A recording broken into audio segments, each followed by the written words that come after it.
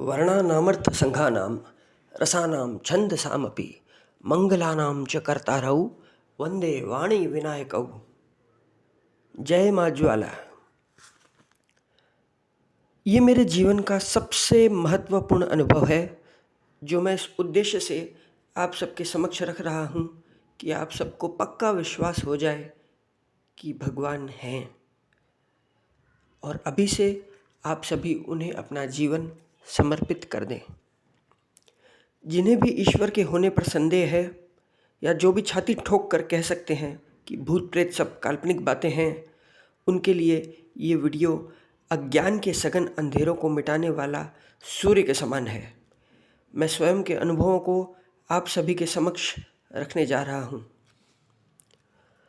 बहुतों से सुना था कि अपने अनुभवों को दूसरों के समक्ष नहीं बताना चाहिए, किंतु अब जबकि अरबों लोगों के कल्याण का प्रसंग है तो मेरा मौन रहना गलत होगा।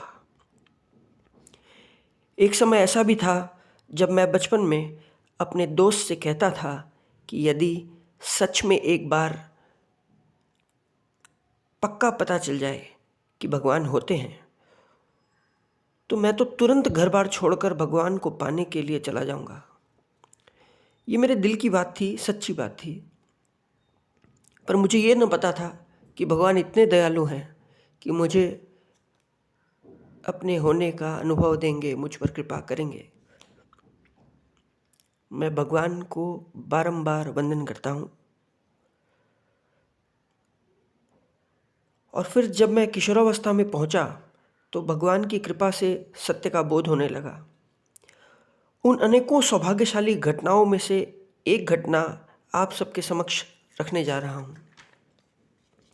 17-18 वर्ष के आसपास की उम्र थी।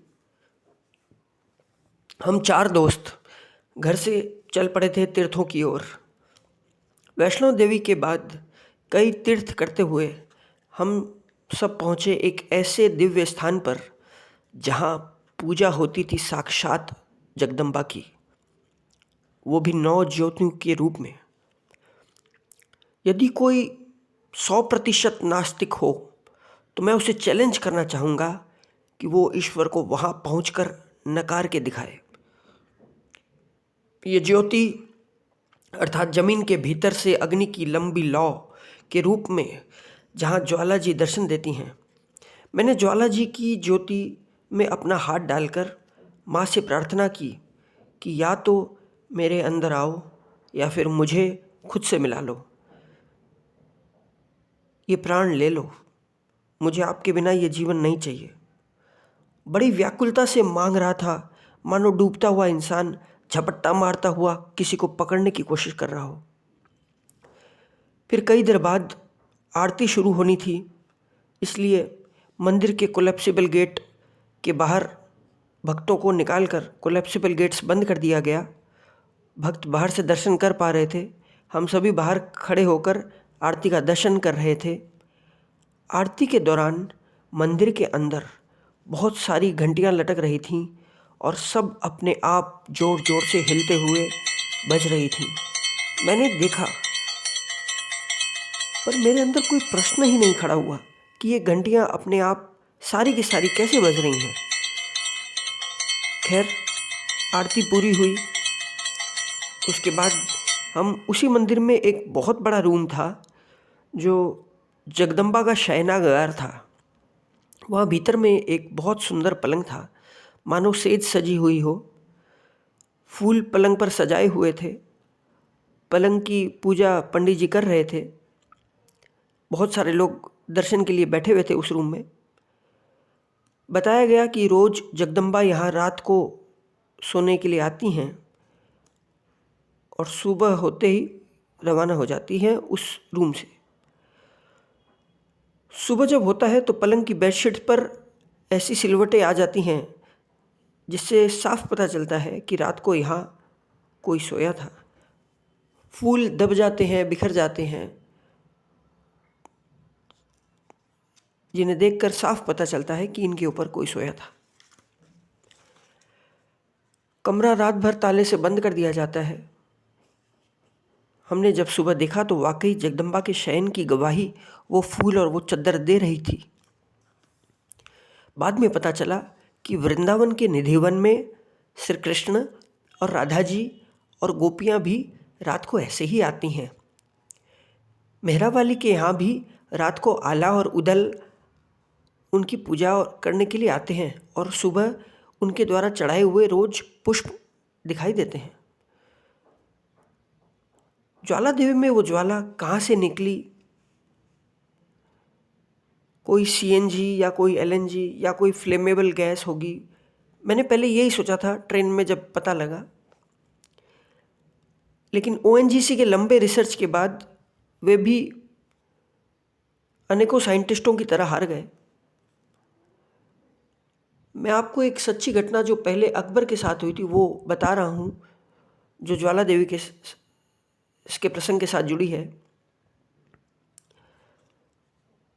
ये बात अकबर के समय की है, जब ध्यानु भगत अपने गांव वालों के साथ लंबी शोभा यात्रा लेकर चलता हुआ ज्वाला जी के दर्शन के लिए जा रहा था। तब दिल्ली से गुजरते समय अकबर के सैनिकों ने ध्यानु भगत को बाकी भक्तों के साथ पकड़ लिया और दरबार में पेश किया। अकबर ने जब ध्यानु भगत से इतने सारे लोगों के एक साथ जाने का कारण पूछा तो ज्वाला जी की बात सुनकर उसकी नीचता चरम पर पहुंच गई। उसने ध्यानु भगत से कहा, मैं तुम्हारे घोड़े का सिर कटवा देता हूँ। यदि तुम्हारी ज्वाला जी में वाकई शक्ति है, यदि वो देवी हैं, यदि वो सच्ची हैं, तो इसे वापस जोड़कर दिखाए, इसे जीवित करके दिखाए, नहीं तो तुम्हारी भक्ति झूठी और तुम्हारी देवी भी। ध्यानु ने माँ को पुकारा, देखा फंस गए, ये नीच राजा सबके प्राण ले लेगा। उसने फिर माँ से कहा, प्रार्थना की और फिर आँख खोलकर बादशाह से कहा, हमें 1 महीने का समय दो, तब तक इस घोड़े का सिर और धड़ सुरक्षित रखना, हम माँ की पूजा करके वापस आएंगे। माता के पास सारे भक्त पहुँचे, विनती की, पूजा की। माँ ने घोड़े को जीवित कर दिया। अब अकबर शर्मसार हो गया। अकबर ने तब अपनी हार को स्वीकार न करते हुए पानी की बड़ी बड़ी धाराओं से ज्वाला जी की ज्योत को बुझाने का प्रयास किया। एक साधारण आग की लपट समझकर उस पर नहर का मुंह मोड़ दिया। नहर का अथाह पानी ज्वाला जी पर गिरने लगा, किंतु माँ ज्वाला के चमत्कार की आगे सब कुछ शांत हो गया। कोई नहर, कोई जल माँ ज्वाला को शांत न कर सकी, उनकी ज्योति को शांत न कर सकी। तब हारा हुआ अकबर कई सारे लोहे की चद्दरों से उस पूरे इलाके को पटवाने की कोशिश किया कि सारी ज्योतों को शांत करने के लिए उन पे लोहे की चद्दरें डलवा दी। लेकिन माँ के आगे उसकी चद्दरें क्या करती, अनेकों जगह से ज्वालाएं प्रकट हो गईं। अंत में हार मानकर अकबर सोने का छत्र माता को चढ़ाने के लिए गया।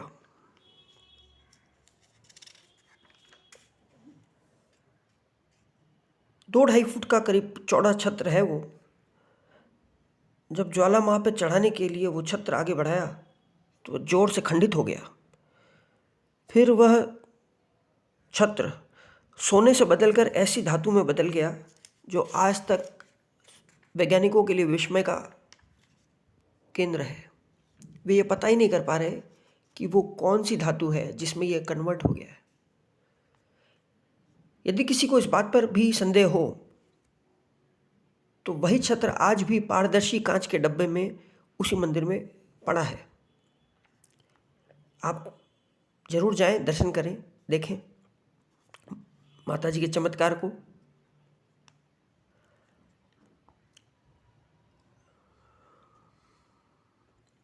अकबर की इस नीचता का तो अधिकतर लोगों को पता ही नहीं है।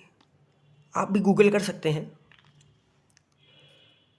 पर अब मैं वो बताने जा रहा हूँ जो मेरे जीवन की सबसे महत्वपूर्ण घटना है, जिसने मेरे जीवन को एक नई दिशा दी, मेरे विश्वास को पूरी तरह से जगा दिया।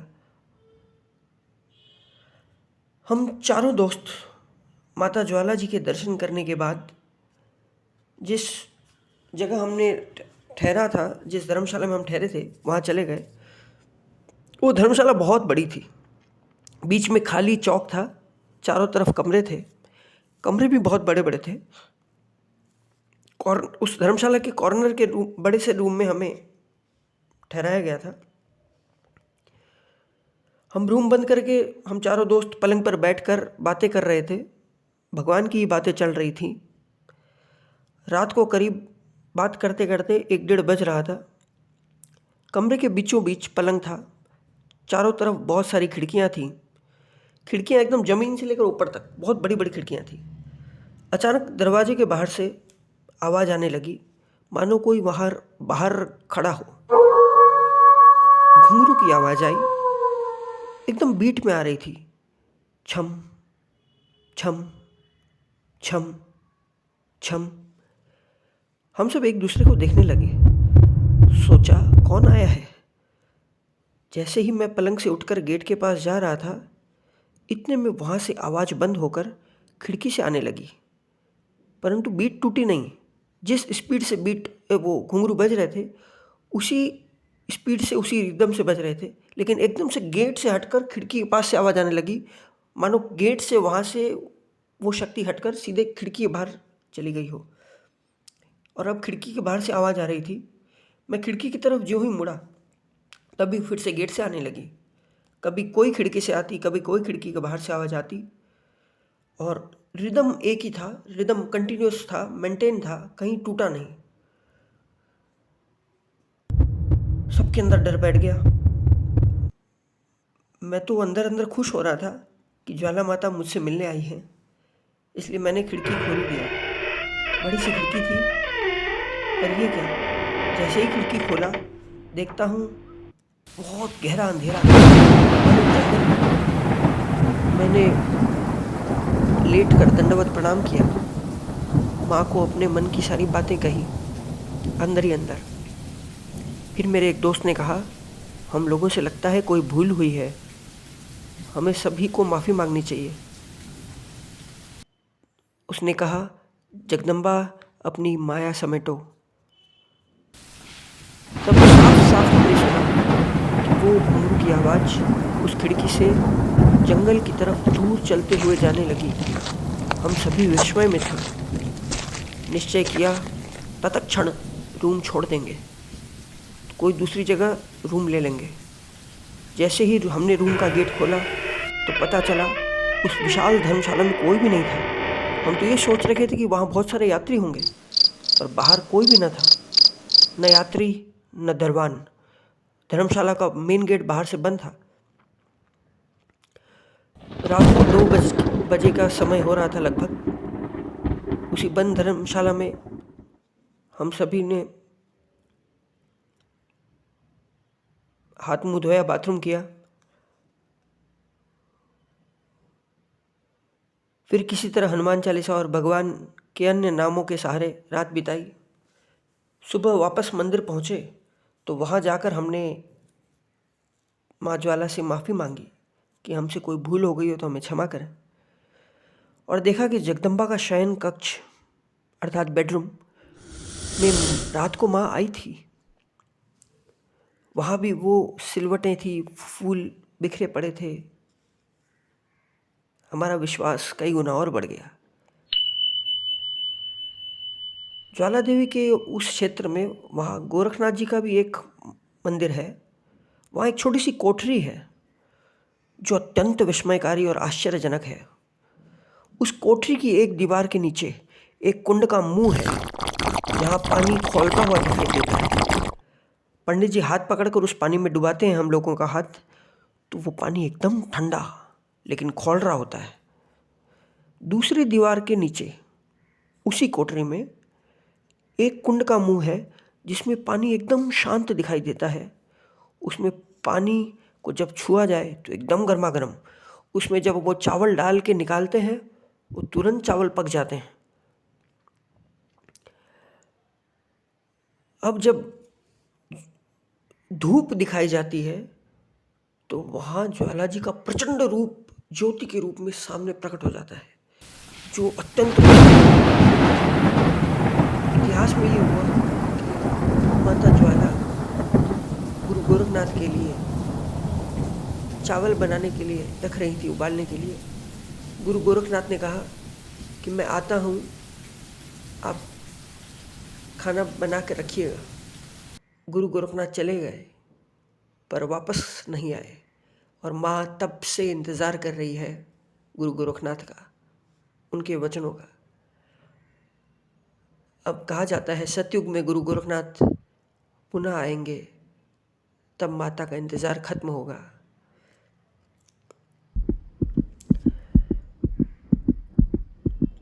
इतने सारे सच्चे चमत्कारों से भी आपके अंदर भगवान के सत्य में साक्षात धरती पर होने का विश्वास नहीं हो तो आपके कर्म सचमुच बहुत भारी हैं। ज्वाला माँ, मैं आपसे क्षमा मांगता हूँ यदि मैंने ये अनुभव बताकर कोई गलती की है, और यदि ये मैंने आपकी प्रेरणा से ही बताया है तो मुझ पर कृपा करें, दया करें और हमें आपकी भक्ति और मोक्ष प्रदान करें।